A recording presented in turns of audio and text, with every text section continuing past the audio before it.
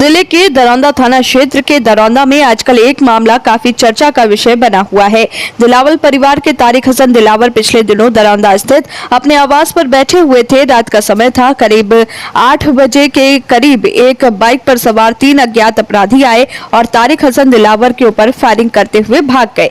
इस गोलीबारी में कोई हताहत नहीं हुआ, लेकिन अपराधी कौन थे, किसने गोली चलवाया, पुलिस इसकी जाँच कर रही है। इस मामले में दरौंदा निवासी मोहम्मद इकबाल ने बताया कि तारिक हसन दिलावर के द्वारा मामला सिर्फ और सिर्फ संपत्ति बंटवारे का बताया जा रहा है। गोलीबारी की घटना हुई है, पुलिस जांच कर रही है।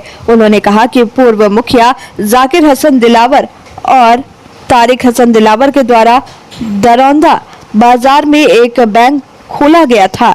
इसमें बतौर एजेंट मैं कार्य करता था और उस बैंक में मेरे द्वारा अपने लोगों से संपर्क कर अकाउंट खोलकर फिक्स डिपॉजिट करवाया गया। उन्होंने बताया कि बैंक खुलने के बाद लगभग 3 साल तक सब कुछ सही रहा।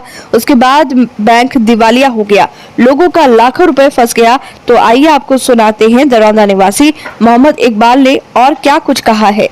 देखिए, उसका तो असल नाम है तारिक हसन दिलावर।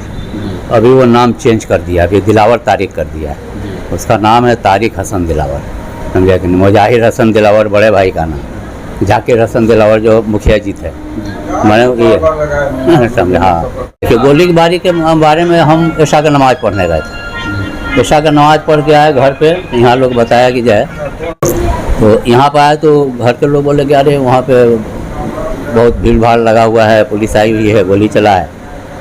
तो हम यहाँ से गए, जा कर के देखा, थोड़ा देर रखा कि उससे हमसे बातचीत नहीं रहती। तारिक हसन दिलावर से जब से मेरा वो ये पैसा वैसा ये कर दिया, हमको धोखा दिया, तब से उससे यहाँ रहता भी है तो हमसे सलाम कलाम भी नहीं। हाँ, जब से आया है दुबई से, हमसे कोई सलाम कलाम, उससे बातें नहीं होता है, उसकी शक्ल हम देखना नहीं चाहते, क्या उसके दरवाजे हम जाते नहीं। हम कहा कि फिर हम चले आए। गोली है तो पुलिस आया हुआ था, पुलिस इन्वेस्टिगेशन कर रहा है।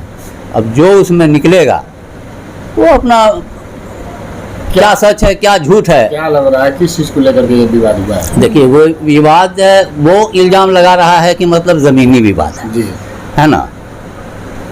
ज़मीन का जो मामला है तो अच्छा, वो बयान भी दिया है कि हमें मारना चाहते हैं, हम अगर मर जाएंगे, हम अगर मर जाएंगे तो हमारा बेटा हिस्सा थोड़ी कहीं जाता है। वो ये बयान दिया है कि हिस्सा थोड़ी कहीं जाता है, हम जाएंगे तो हमारा बेटा को हिस्सा मिला, हमारा बेटा मारा जाए तो हमारे उसके बेटा को हिस्सा तो किसी का जाता नहीं। तुझको डर किस बात का है? हिस्सा तो किसी का नहीं जाता है, हिस्सा तो मिलेगा ही, तो उसको डर किस बात का है? क्या मुजाहिर हसन दिलावर का पूरा लंबी उम्र लेके आए हैं क्या कि वो सबको मारते रहेंगे? वो बेचारे का उम्र खुद 72 साल का हो गया है, हार्ट का उनका बड़ा सर्जरी हुआ है, शुगर के पेशेंट हैं, इंसुलिन लेकर के खाना खाते हैं, समझा कि नहीं, दवाई के ऊपर वो जिंदा हैं बेचारे। अब उसको जो है उनको बोलता है कि नहीं वो हमारे साथ ऐसा कर दिए।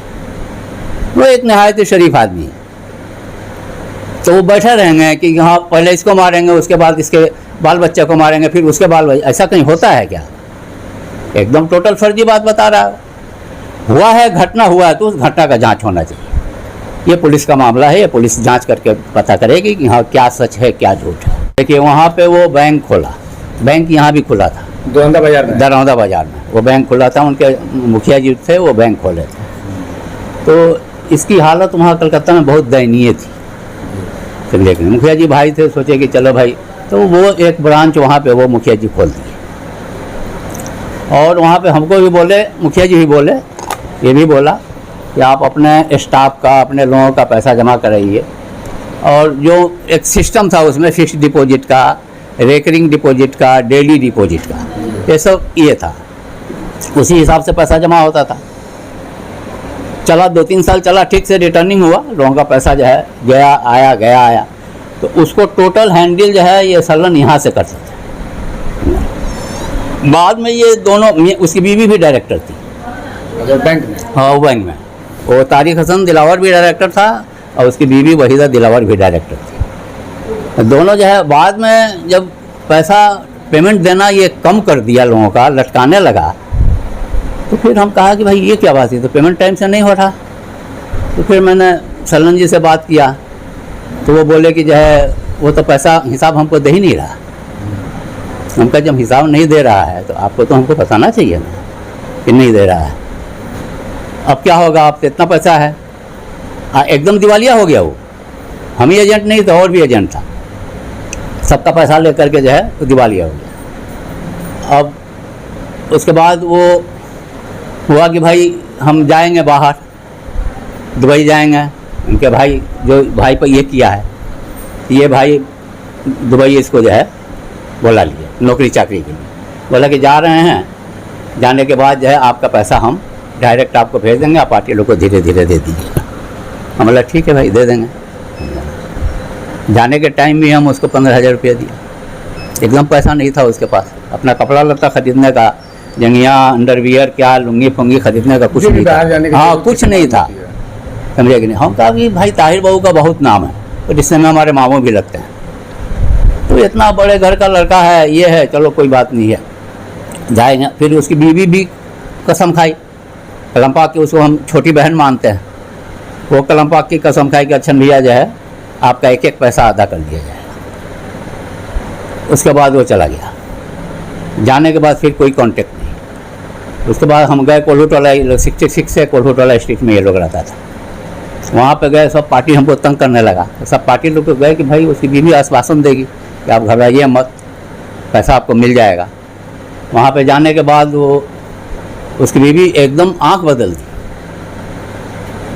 उसकी बीवी और उसका बड़ा बेटा। क्या कहना था? हाँ, बोला कैसा पैसा, जो लेके भागा है जाइए उसको पकड़िए, जबकि वो खुद डायरेक्टर थी। और दोनों एकदम सब लोगों के सामने जैसा लगे कि हमको मार देंगे सब, समझा ना, इस तरीके से एकदम सारे लोग जो हुआ कि भाई औरत का मामला है। हम लोग वहाँ से चले, फिर उसके बाद उसकी बीवी सब कभी मिले नहीं, उसके बाद बातचीत नहीं एकदम, और न ये कभी मिला। अपना परिचय बताइए। मोहम्मद इकबाल दरौंदा।